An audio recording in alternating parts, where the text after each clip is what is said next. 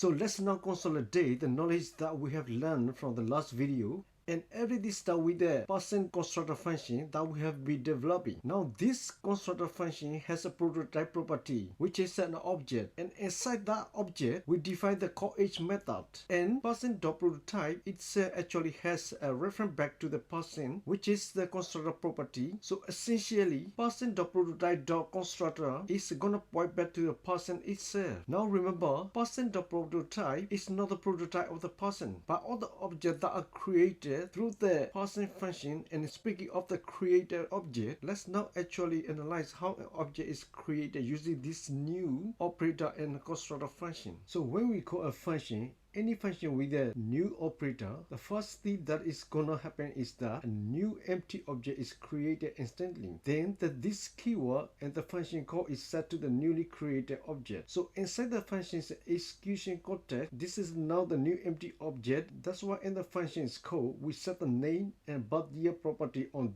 this keyword, because doing so will ultimately set them on a new object. So next comes the magic step. So now the new object is linked to the constructor function's prototype property. So in this case, person.prototype, and this happened internally by adding the underscore proto property to the new object. So the person.prototype is now new object's prototype, which is denoted in the underscore proto property of John, Medida, and Jack. So again, underscore proto always point to an object prototype. That is true for all objects and JavaScript. And finally, the new object is automatically returned from the function unless we explicitly return something else. But in a constructor function like a person, we usually never do that. And with this result of new operator, and person constructor function is a new object that we just created programmatically, and that is now stored in the John, Medida, and Jack variables. And this whole process that I just explained is how it works with the function constructors and also with the ES6 classes, but not with the object.create syntax that we're gonna use later. But anyway, why does this work this way? And why is this technique so powerful and useful? And to answer that, let's move on to the next slide of the code. So here we attempted to call the coach function on the John, Medida, and Jack objects. However, JavaScript can actually not find the coach function directly in these objects. It is simply not there, and we already observed this behavior. So what happens now in this situation? If a property or a method cannot be found in the study object, JavaScript will look into its prototype, and there it is. So this is a coach function that we're looking for, and so JavaScript will simply use this one. This is how the coach function can run correctly and return result. And the behavior that we just described, what we already call prototype inheritance or delegation. So John, Medida, Jack objects inherited the coach method from its prototype, or in other words, it's delegated the coach functionality to its prototype. Now the beauty of this is that we can create as many person objects as we like, and all of them will inherit this method. So we can call this coach method on all the person object without the method being directly attached to all the objects themselves. And this is essential for code performance. Just imagine that we had 1,000 objects in the code, and if all of them would have to carry the coach function around, then that would certainly impact performance. So instead, they can all simply use the coach function from their common prototype.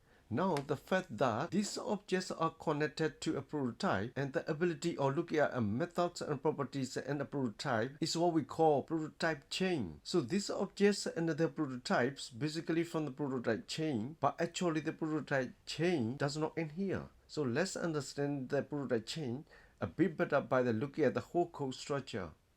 So here is the diagram that we already had with the person, the function constructor and its prototype property, and to John object linked to its prototype via the underscore proto property. But now let's remember that person.prototype itself is also an object, and all objects in JavaScript have a prototype. Therefore, person.prototype itself must also have a prototype, and the prototype of person.prototype is object.prototype. So why is that? Person.prototype is just a sample object object, which means that it has been built by the built-in object constructor function. And this is actually the function that is called behind the scenes whenever we create an object lateral. So just an object simply with the curly braces. So essentially the curly braces are just like a short to write a new object. But anyway, what matters here is that person.prototype itself needs to have a prototype, and since it has been created by the object constructor function, its prototype is gonna be object.prototype. It's the same logic as with the John object. So since John has been built by the person.prototype is the prototype of John. Now this entire series of links between the object is what is called the prototype chain, and object.prototype is usually the top of the prototype chain, which means that its prototype is null. So its underscore proto property will simply point to null, which then marks the end of the prototype chain. So in a certain way, the prototype chain is very similar to the scope chain, but with the prototype. So in the scope chain, whenever JavaScript can find a certain variable in the scope chain and a certain scope, it looks up into the next scope and the scope change and try to find the variable there. On the other hand, in the prototype chain, whenever JavaScript can find a certain property or method and a certain object,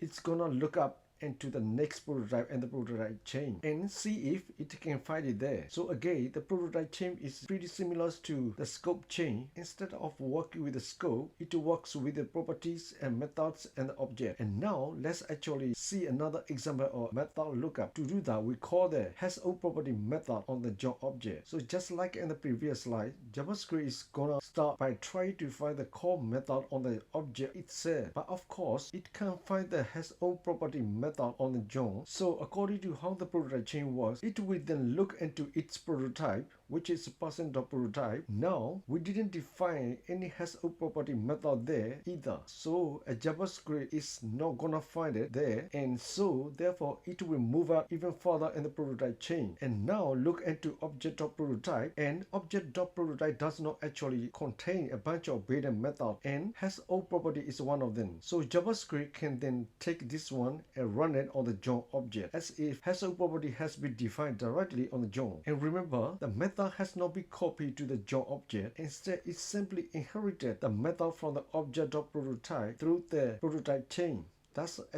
This will actually become even more interesting and useful once we add the inheritance between two different kinds of object or two different classes. For example, having a student class inherit from the person class, just like we learned in one of the 4 pillars of OOP.